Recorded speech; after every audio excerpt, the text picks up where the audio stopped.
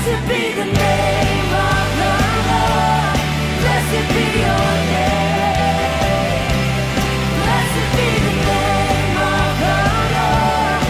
Blessed be your glorious name. Kung yung ating mga puso sa buhay, laging may puso, at ginagawa natin paglilingkod ay may puso. Dapat lang kayo.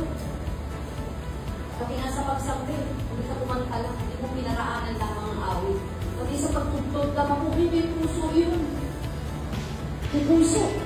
At tumataas ang anointing kapag ang paglilingkod natin yung puso. Dahil kapag puso po ang ating pinalalaman, puso ni Jesus ang ating ginagamit, nandun lagi ang pagkakataon.